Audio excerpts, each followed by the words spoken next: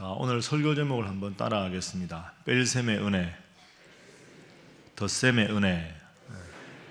뺄셈, 덧셈 다 아시죠? 뺄셈의 은혜, 덧셈의 은혜. 그렇게 오늘은 설교 제목을 잡았습니다. 우리가 계속 이제 느헤미야서를 보고 있는데 이스라엘 역사를 보면 하나님께서 남유다나 북이스라엘을 치실 때가 있습니다. 언제 치시냐 하면 이제 남유다는 남유다대로, 북이스라엘은 북이스라엘대로 하나님의 백성답게 살아야 되는데, 북이스라엘이나 남유다나 하나님을 섬기기보다는 시간이 가면서 점점 우상을 섬기고 하나님의 백성답게 살아야 되는데 이방의 그 나쁜 신앙적인 풍습을 자꾸 이렇게 영향을 받아가지고 하나님을 버립니다. 우상을 섬기지요. 그럼 그때마다 하나님은 하나님의 선지자를 보내십니다. 너희가 우상 섬기는 것을 그만두어라. 너희가 지금 짓는 죄로부터 돌이키라. 이 두 가지를 끊임없이 말씀하십니다. 그렇지 않으면 이 나라가 멸망할 것이다. 그 말씀을 계속 전하는데 왕과 그 당시에 왕의 옆에 있는 거짓 선지자들, 위정자들, 모든 백성들이 귀를 닫고 눈을 닫고 그 선지자를 배격하고 끊임없이 우상을 섬기고 끊임없이 이방신을 섬기는 잘못된 풍습을 쫓아가면 하나님은 어김없이 심판을 하십니다. 그래서 북이스라엘이 멸망을 당했고 남유다가 멸망을 당했습니다. 근데 여기서 문제가 있습니다. 북이스라엘이든 남유다는 멸망을 당할 때 이들이 어떤 자세로 그 멸망을 받아들이느냐 하는 겁니다. 우리가 하나님 앞에 우상을 섬겨서 이건 우리의 잘못이다. 하나님의 백성답게 살지 못한 우리의 잘못이다. 이렇게 생각하지 않았습니다. 이들은 하나님의 백성인 우리가 어떻게 이방신을 섬기는 저 나라에게 멸망당할 수 있느냐? 하나님이 어떻게 이렇게 우리에게 하실 수 있느냐? 우리가 하나님의 백성인데 그러면 이방신을 섬기는 저 나라 사람들이 우리나라를 멸망시켰다는 건 하나님이 저 나라 신에게 진 것 아닌가? 이렇게 자꾸 생각합니다. 하나님 이러실 수가 없다. 하나님 우리를 어떻게 이렇게 내버려 두시나? 하나님이 이방신에게 지신 것 아닌가? 내가 지금 하나님 안 섬기고 내가 지금 하나님 앞에 그릇된 길을 행해서 심판을 받은 것은 추호도 생각하지 않고 하나님 잘못, 다른 이방민족 잘못, 다른 사람 잘못 이러면서 자신들이 하나님으로부터 떠난 것에 대해서는 회개하지 않습니다. 그게 계속 반복된 역사입니다. 자, 그런데 느헤미야의 인도로 성벽을 재건했습니다. 성벽을 재건하자마자 하나님 말씀을 읽었죠. 하나님 말씀을 읽고 눈물을 흘리고 회개하고 하나님 말씀대로 초막절을 지키고 이러면서 이들이 깨달은 게 있습니다. 드디어 그렇구나. 이 나라가 멸망했던 것이, 이 나라가 지금도 이렇게 어려운 것은 하나님 잘못이 아니라 우리 잘못이구나.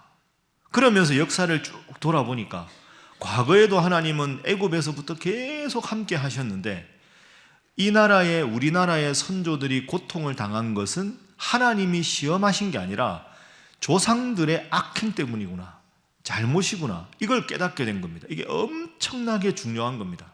우리도 뭔가 우리가 예기치 않은 일이 생겼을 때 내가 하나님 믿는데 어떻게 하나님이 이러실 수가 있나, 이게 아니라 내가 하나님 앞에 무엇을 회개해야 되는가, 내가 하나님 앞에 무엇을 잘못했는가 스스로를 돌아볼 수 있어야 되는데 드디어 그 영적인 안목이 열린 겁니다. 그게 오늘 9장 마지막 33절부터 38절에 나와 있는 겁니다. 자, 33절 보십시오.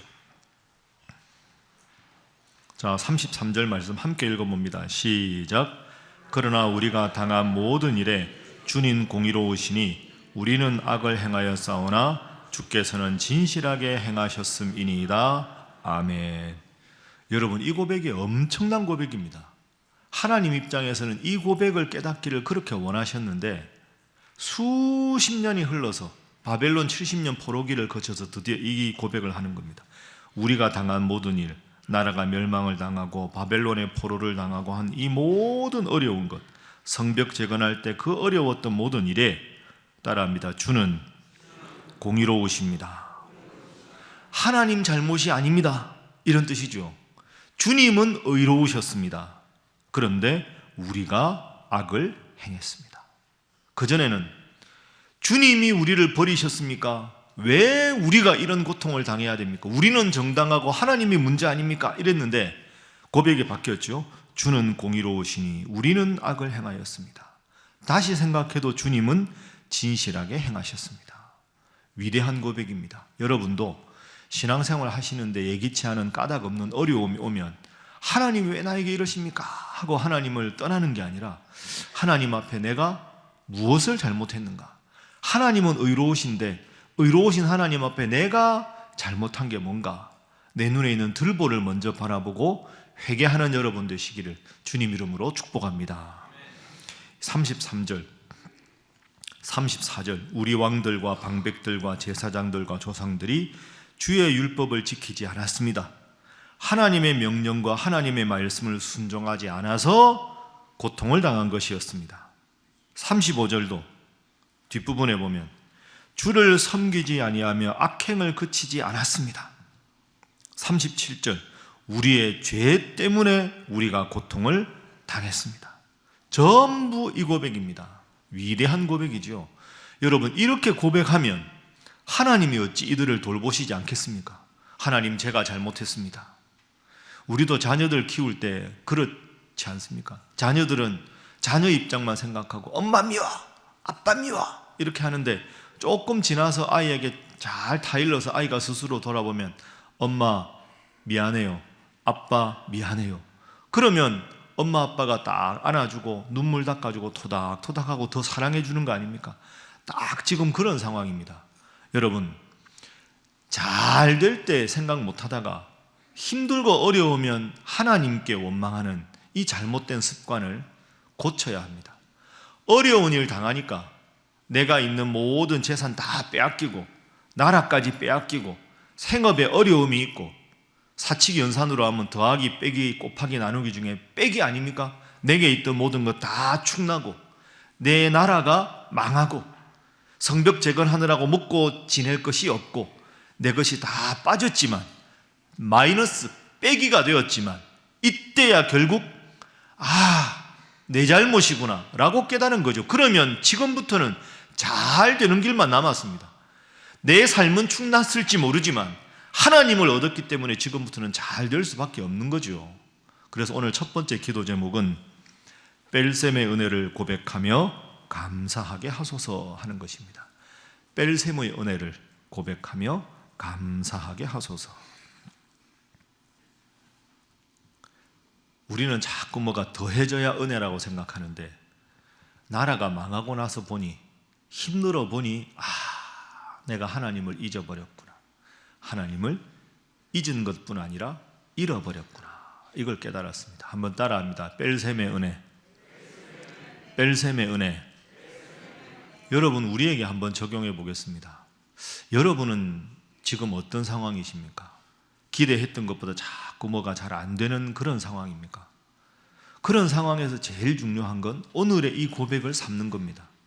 내가 이렇게 열심히 하는데 왜 하나님은 안 도와주시느냐가 아니라 내가 하나님 앞에 부족한 게 뭔가? 내가 하나님을 정말로 절실하게 의지하고 있는가? 내가 하나님 중심으로 산다고 말은 하는데 정말로 그렇게 몸부림치고 있는가? 그래서 하나님 잘못이 아니라 내 잘못이었습니다 라고 고백하면 하나님께서 이제 여러분에게 큰 은혜로 갚아주실 줄로 믿습니다. 그게 벨셈의 은혜입니다. 있는 것, 우리의 지금 마음속에 뭔가 가득 차 있는데 하나님 사랑하는 마음도 있고 세상적인 생각도 있고 내 자존심도 있고 이게 가득 차 있으면 하나님 말씀이 중심이 아니지요. 그러면 내 속에 있는 나의 의도 빼내야 되고 내 자존심도 빼내야 되고 하나님 의지하는 척하면서 내 의를 주장하는 것도 빼내야 되고 이걸 다 빼내야 마음 중심에 하나님만 딱 남지 않겠습니까? 그래야 하나님께서 하나님만 남은 그 마음 중심에 은혜를 부어주시지 않겠습니까? 벨셈이 은혜인 줄로 믿습니다. 고난은 변장된 축복이다 이런 말이 있죠. 힘들고 어려워도 고난은 변장된 축복일 수 있는 것은 그 속에 하나님 앞에 스스로를 돌아볼 수 있기 때문입니다. 자, 예를 한번 들어보지요. 시편 27편 여러분 한번 찾아보십시오. 시편 27편. 다윗 이야기를 오늘 좀 예를 들어서 한번 해보겠습니다. 시편 27편 찾아놓고요. 그 줄 넣어 놓으십시오. 좀 이따가 시편 다른 편 또 봐야 되니까 30편 볼 테니까 27편 보십시오. 820면입니다.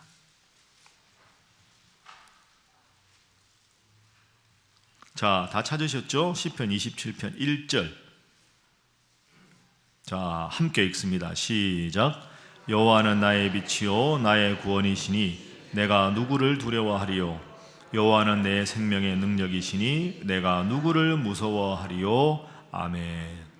내가 누구를 두려워하리요. 내가 누구를 무서워하리요. 27편의 저자가 누굽니까? 다윗입니다. 그런데 두려워한다, 무서워한다라는 말을 쓴 건 역설적으로 지금 다윗이 뭔가에 쫓기고 있다는 뜻입니다. 두렵고 무서운 상황이니까 하나님만 간절하게 바라는 거죠. 22절 보십시오. 악인들이 내 살을 먹으려고 내게 왔습니다. 지금 뭔가 지금 다윗이 큰 위기에 빠진 겁니다. 악인들이 내 살을 먹으려고 내게로 왔습니다. 어려움이죠. 3절. 군대가 나를 대적하여 진칠지라도 내 마음이 두렵지 아니하며 전쟁이 일어나 나를 치려 할지라도 나는 여전히 태연하리로다. 참 은혜로운 고백인데 이 말은 역설적으로 지금 다윗이 군대에 쫓기고 있고 전쟁이 날지도 모르는 상황이라는 뜻입니다.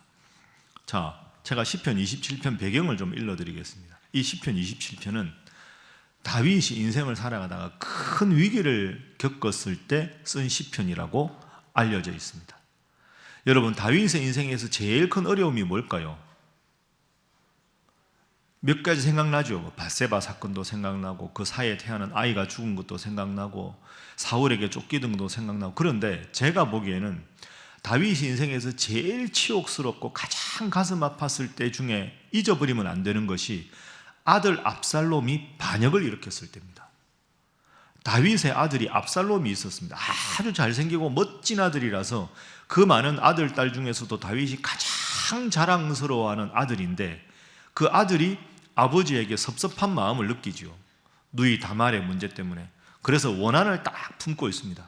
그러다가 수년 동안 내가 저 아버지를 쫓아내야 되겠다. 아버지 다윗은 가장 자기를 총애하는데 그걸 알면서도 다윗에 대한 배신감, 아버지에 대한 미움이 있어서 몇 년 동안 반역을 꾀합니다. 그리고는 신하들을 다 규합을 해서 어느 날 반역을 일으킵니다. 근데 그 반역이 성공합니다.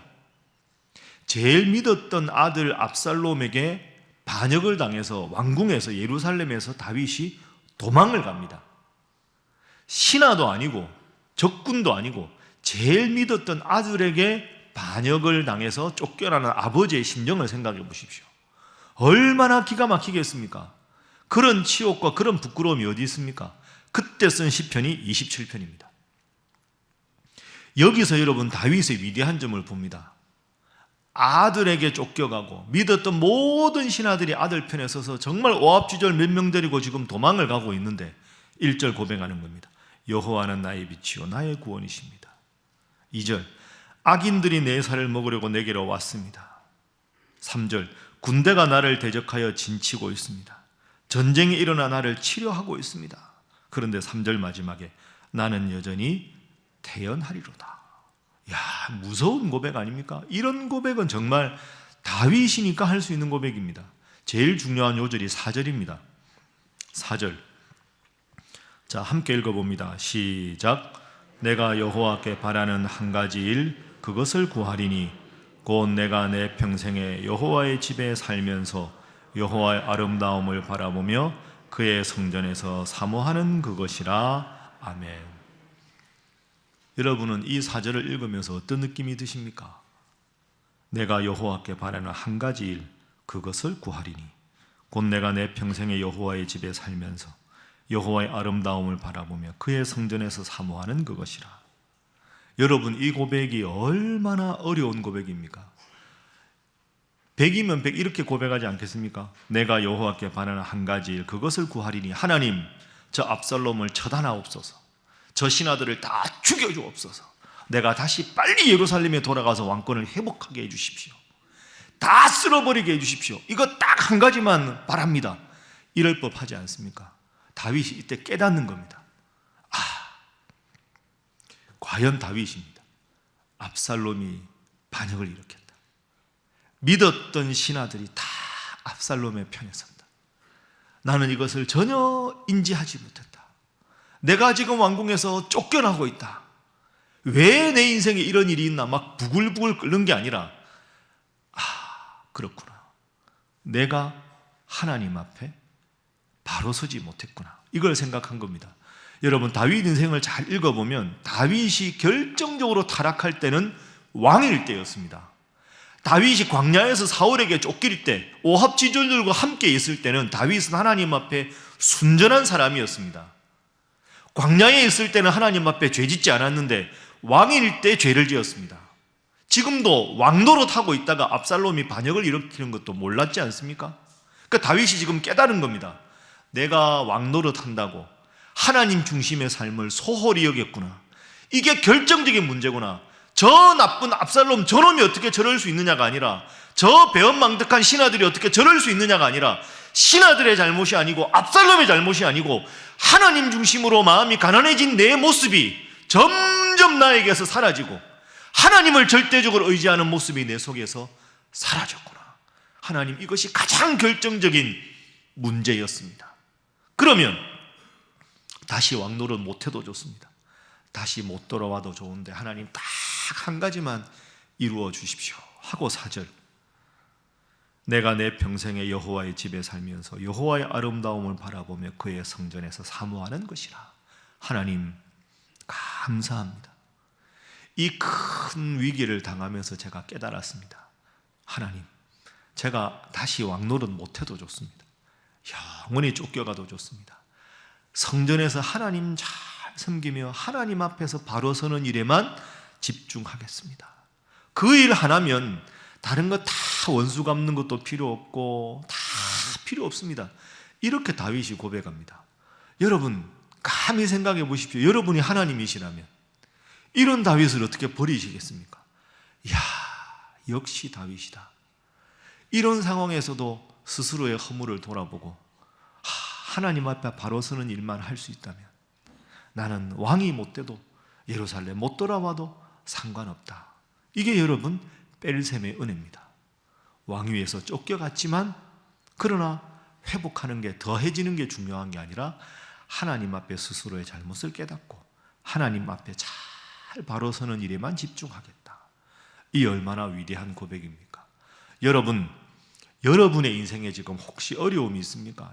새해 이렇게 열심히 내가 기도하고 시작하는데 내가 생각하지 못했던 어려움이 탁 불거지고 이런 어려움이, 고난이 탁 생기고 왜 이럴까? 왜 하나님 앞에 기도하는데 일이 쫙 일사천리로 다 되지 않을까? 이 정도 기도했으면 하나님이 뭔가 이루어 주셔야 되는데 왜 이루어지지 않으실까? 이런 생각 하십니까? 그런 생각하기는 가만히 내려놓으시고 오늘 4절 묵상해 보십시오. 하나님, 안 주셔도 좋습니다. 응답하지 않으셔도 좋습니다. 고난이 더 찾아와도 좋습니다. 그러나 하나님 한 분만 바라보고 살게 해 주십시오. 오늘 33절에 고백했듯이 그전에는 하나님 걸 원망하던 그 손가락이 자기를 가리키면서 나의 악행이었습니다. 나의 부족함입니다. 이걸 깨달았습니다. 그러면 다 잃어버려도 하나님을 회복했으니 이게 진정한 승자 아닙니까? 여러분, 하나님만 바라보시고 하나님 중심의 삶을 회복하는 여러분 모두가 되시기를 주님 이름으로 축복합니다. 옆에 분들과 인사하겠습니다. 하나님을 온전히 회복하시기 바랍니다. 한 번 더 하겠습니다. 잘하시기 바랍니다. 참 정말 다윗은 대단합니다. 다시 생각해 보십시오. 다윗의 어려움은 광야에 있을 때는 몸이 어렵지만 하나님 중심으로 살았는데 왕이 되어서 결정적인 위기가 생깁니다. 내가 이 정도 했다. 내가 이만큼 했다. 그때 위기가 생긴다. 근데 그 벨셈의 상황에서 하나님의 은혜를 고백했다. 자, 그러면 그 다음에 어떻게 되는가? 두 번째 기도 제목입니다. 벨셈을 덧셈으로 바꾸시는 하나님을 믿게 하소서. 벨셈을 덧셈으로 바꾸시는 하나님을 믿게 하소서. 내 인생에 지금 마이너스, 자꾸 위기가 와도 그것은 더하기로 하나님께서 바꾸어 주신다. 뺄셈을 덧셈으로 바꾸어 주시는 하나님. 한번 따라합니다. 영원한 뺄셈은 있다 없다? 없다. 이 생각하십시오. 영원한 뺄셈은 없습니다. 하나님은 그 내 인생의 어려운 과정, 뺄셈의 상황에서 하나님을 바라보면 하나님은 반드시 덧셈으로, 복으로 바꾸어 주시는 줄로 믿습니다. 그 고백이 있어야 우리가 열심히 하나님을 믿을 수 있는 거죠. 어제 말씀드리지 않았습니까? 애굽에서 광야를 거쳐서 목적지가 어디입니까? 가나안입니다. 그런데 광야길에서 40년을 지냅니다. 그러나 광야는 40년이라는 기간이 길어 보이지만 영원한 가나안에 살 기간에 비해서는 짧은 기간이고, 광야는 종착지가 아니라 정거장일 뿐이다. 잠시 머무는 곳이다. 광야는 가나안을 가기 위한 필수적인 여정일 뿐이지 광야가 종착역은 아니다. 여러분 인생에 지금 나는 지금 혹독한 광야를 겪어가고 있다, 이런 생각이 들 때마다 영원한 뺄셈은 없다. 광야는 목적지, 최종 목적지가 아니라 잠시 들러가는 정류장에 불과하다. 꼭 생각하고 힘을 내서 기도하는 여러분 되시기를 주님 이름으로 축복합니다.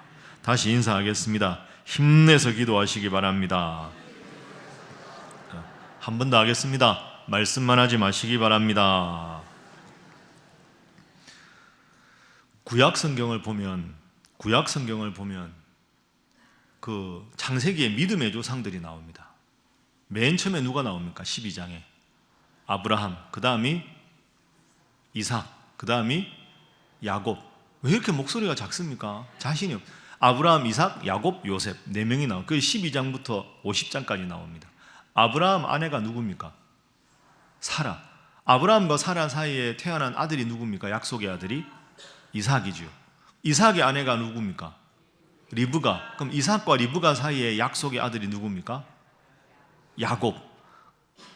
그러면 야곱과 라헬 사이에 위대한 아들이, 약속의 아들이 누가 나옵니까? 요셉. 그러니까 아브라함, 이삭, 야곱, 요셉 이렇게 나오는 거죠. 그런데 여러분, 아브라함과 사라 사이에, 그죠? 처음에 사라가 아기를 못 낳았습니다. 사라가 참 힘들었을 겁니다. 믿음의 조상 아브라함의 아내인데 하나님이 태문을 열어주지 않으셨습니다. 그리고 이삭도 가만히 보면 리브가가 이 야곱을 낳을 때 하나님이 태문을 열어주지 않으셨습니다. 그러다가 간절히 구해서 아들을 낳게 됩니다. 그리고 야곱과 라헬 사이에도 언니 레아는 자꾸 아기를 낳는데 라헬이 아기를 못 낳았습니다. 그런데 성경을 읽어보면 하나님께 기도했을 때 아기를 낳았습니다. 그러니까 아브라함 다음에 이삭, 야곱, 요셉, 이 3명의 믿음의 조상들은 처음에 쉽게 어머니가 아들을 낳아서 약속의 아들이 된 게 아닙니다. 성경을 읽어보면, 자세히 읽어보면 전부 그 아내가 하나님의 태문을 닫았다가 하나님 앞에 기도했을 때 하나님이 그 태문을 열어주셔서 위대한 아들들이 태어난 겁니다. 만약에 그때 그 여인들이, 그 믿음의 족장들이 하나님 앞에 기도하지 않았으면 어떻게 되었을까? 당당하고 정말로 하나님 잘 믿는 믿음의 조상들인데 다 해주셨는데, 특히 아브라함 다 주셨는데 아들을 주시지 않았습니다. 기도했을 때 하나님께서 태문을 열어주셨다. 영원한 뺄셈은 없다. 그렇게 해서 어렵게 아들을 낳았는데 이삭, 야곱, 요셉, 가장 위대한 나라의 족장들이 되었습니다.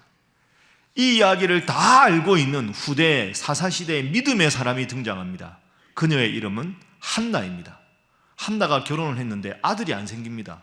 분인나가 자꾸 아들을 못 낳는다고 막 뭐라 그러니까 한나가 죽을 지경 아닙니까?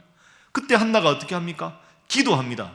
한나가 뭐라고 기도했을까요? 성경에 자세하게 안 나오지만 제가 분명히 보기에 이렇게 기도했을 겁니다. 하나님, 아브라함의 하나님, 이삭의 하나님, 야곱의 하나님, 요셉의 하나님, 그들의 살아가는 모든 족장들의 안에 하나님의 태문을 닫으셨습니다. 기도했을 때 이삭이 태어나고 야곱이 태어나고 요셉이 태어났습니다. 하나님께서 그들의 태문을 열어주셨을 때 영원한 뺄셈은 없고 위대한 족장들을 태어나게 하신 하나님, 제 태문도 하나님께서 열어주시고 저에게도 그의 필적할 만한 위대한 믿음의 아들을 허락해 주십시오. 기도했겠죠. 그래서 태어난 아들이 누굽니까? 사무엘입니다.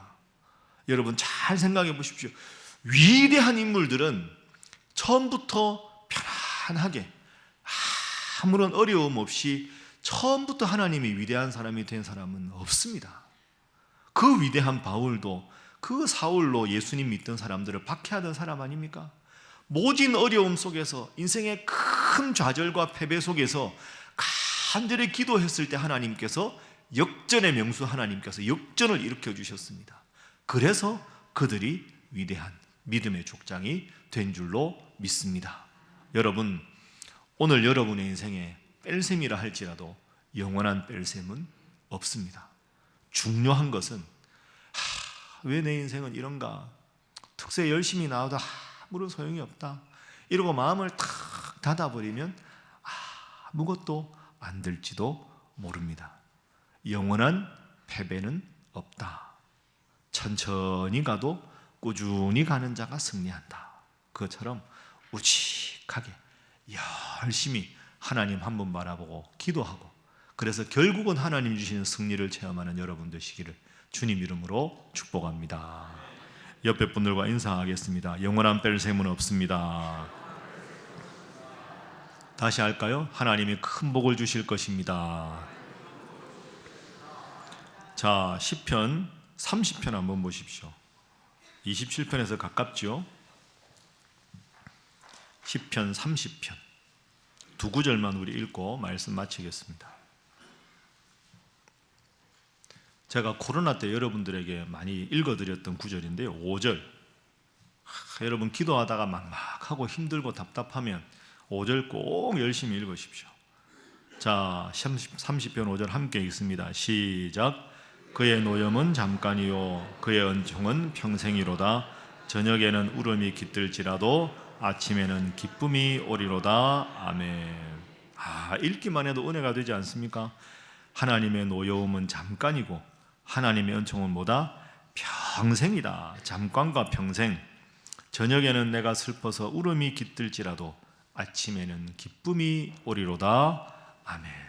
여러분의 인생에도 저녁에 마음이 무겁고 힘들고 답답해도 아침이 되면 기쁨을 주시는 하나님께서 기쁨의 눈물로 바꾸어 주실 줄로 믿습니다.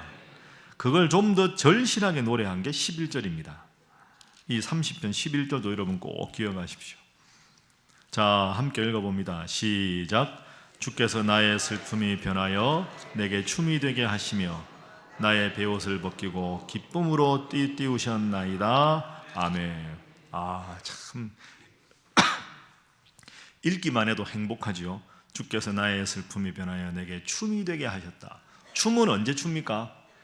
기쁠 때 추죠. 제가 여기서 춤을 출 수는 없지만 얼마나 기쁘면 춤을 추겠습니까? 주께서 나의 슬픔을 변해서 춤이 되게 하시고, 베옷은 가장 큰 슬픔, 큰 죄를 지었을 때 하나님 앞에 베옷을 입고 베옷을 찢는다. 기쁨으로 멋진 옷 이렇게 띠를 띄우신다. 주께서 슬픔을 변하여 춤이 되게 하시고 베옷을 벗기시고 내게 띠를 띄우신다. 여러분, 성경의 모든 말씀은 다 약속입니다. 약속. 제가 성탄 설교할 때도 말씀드렸죠. 예수님의 탄생이 위대한 이유는 예수님이 탄생하실 것이라는 무수한 약속이 실제로 이루어졌기 때문이다. 따라합니다. 성경은 약속이다. 다시 합니다. 성경은 씨앗이다. 성경은 약속이고 씨앗입니다. 약속을 믿고 아멘으로 내 것으로 삼으면 하나님 그 약속을 반드시 이루어 주실 줄로 믿습니다. 성경은 씨앗입니다. 그 씨앗을 내 마음 중심에 다 인간적인 거 빼내고 중심에 딱 박아놓고 잘 자라도록 영적인 물과 양식을 공급해서 이것이 30배, 60배, 100배 열매로 자라나야 합니다. 그러기 위해서 제일 중요한 건 말씀 붙잡고 기도하는 겁니다. 주께서 내 슬픔이 변하여 춤이 되게 하시고 나에게 베옷을, 슬픔의 베옷을 벗기시고 기쁨으로 띠를 띄우신다. 오늘 여러분의 인생에 주시는 하나님의 약속의 말씀이다. 꼭 기억하시고 이 말씀 붙잡고 기도해서 정말로 이 기도회가 계속되면 계속될수록 나는 이번 기도회를 통해서 이런 은혜를 깨달았다. 나는 이번 기도회를 통해서 이런 응답을 받았다. 서로가 서로에게 큰 은혜를 나누어서 은혜가 증폭작용을 일으켜서 여러분과 여러분의 온 가정이, 우리 온 신일교회가 은혜로 충만한 이번에 이 귀한 기도회가 되기를 주님 이름으로 축복합니다. 기도하겠습니다. 이 시간 기도하겠습니다. 먼저 이렇게 기도하겠습니다. 하나님, 내 인생을 지금 돌아보면 하나님께서 주신 것이 참 많은데 여전히 안타깝고 아쉬운 뺄셈 같은 요소가 많이 있습니다. 하나님, 그럼에도 불구하고 오늘 이스라엘 백성들처럼 하나님 왜 나에게 복을 안 주십니까? 하나님 왜 이 기도 아직 안 들어주십니까? 하고 하나님께 원망할 것이 아니라, 하나님은 의로우십니다. 내 잘못이었습니다. 내 조상들의 악행 때문이었고 내가 하나님 말씀에서 떠나 있었기 때문입니다. 하나님, 부족한 저의 잘못을 주님 앞에 고백하오니 주여 용서하여 주옵소서. 이 시간 먼저 이 제목으로 기도하겠습니다. 하나님, 내 마음 중심에 내 인간적인 모든 생각, 세상적인 모든 요소를 다 빼내게 하시고 오직 하나님 앞에 스스로를 돌아보며 말씀 중심으로 하나님의 은혜만 사모하는 자로 삼아 주시옵소서. 다 함께 기도합니다. 주여 믿습니다. 주여 믿습니다. 주여 믿습니다.